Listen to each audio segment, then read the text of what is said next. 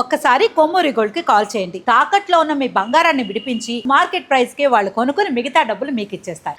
నమస్తే, welcome to మనం TV. నేను మీ చార్మి. ఈరోజు మనతో పాటు జ్యోతిష్య వాస్తు పండితులు డాక్టర్ భాను కోటేశ్వరి గారు ఉన్నారు. ఆమెతో మాట్లాడి అసలు ఈ నెల మార్చి నెల రాశి ఫలాలు ఎలా ఉండబోతున్నాయి, ప్రతి ఒక్క రాశికి ఎలాంటి రెమెడీస్ పాటించాలి కనుక్కుందాం. నమస్తే అమ్మ. జై శ్రీరామ్. శ్రీమాత్రే నమః. శ్రీ గురుభ్యో నమః.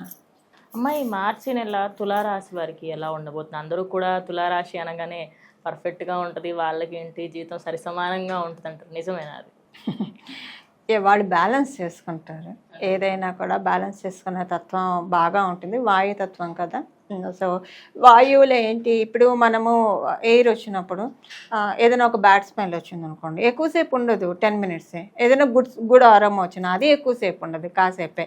సో అందుకంటే వీళ్ళు సుఖదుఖాలు రెండింటిని కూడా వాయువులాగా బ్యాలెన్స్ చేసుకుంటూ ఉంటారు అనమాట. అది తత్వమే వాయుతత్వ రాశి. ఏంటంటే వాయువేగంతో కొన్ని పనులు నడిపించడానికి వాటన్నిటికీ కూడా తులారాశి దిట్ట అని చెప్పచ్చు. అమాచ్యుడు దైత్య గురువైన శుక్రాచార్యుల వారు ఈ రాశికి అధిపతి కాబట్టి అది ఒక కారణం. శుక్రాచార్యుల వారు ఏంటంటే ప్రాక్టికాలిటీ బాగా ఇస్తాడు.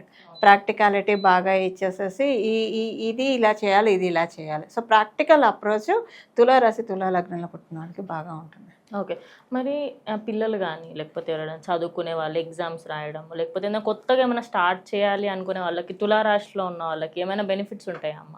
మార్చి నెలల్లో ఉంది. పంచమ స్థానం, షష్ఠ స్థానం బలంగా ఉంది. కాంపిటేటివ్ సక్సెస్ చాలా బాగా ఉంది. కాంపిటేటివ్ ఎగ్జామ్స్ రాసే పిల్లలకి కావచ్చు, పెద్దవాళ్ళకి కావచ్చు, చాలా బాగా ఉంది. కాంపిటేటివ్ సక్సెస్ అనేది మనము విద్యార్థులకనే అనుకోకూడదు. ఇప్పుడు మీరు ఈ రంగంలో ఉన్నారు, ప్రతి దాన్ని కంపీట్ చేసుకుంటూ వెళ్ళాలి. వచ్చే ప్రతి అవరోధాన్ని కావచ్చు, లేదా దేన్నైనా మీకంటూ మీరు కంపీట్ చేసుకుంటూ వెళ్తేనే సక్సెస్ సాధిస్తారు. సో అలాగా వృత్తి వ్యాపారాల్లో ఉన్న వాళ్ళకి కూడా కాంపిటేటివ్ సక్సెస్ చాలా చక్కగా ఉంటుంది తులారాశి తులాలగ్నంలో పుట్టిన వాళ్ళకి.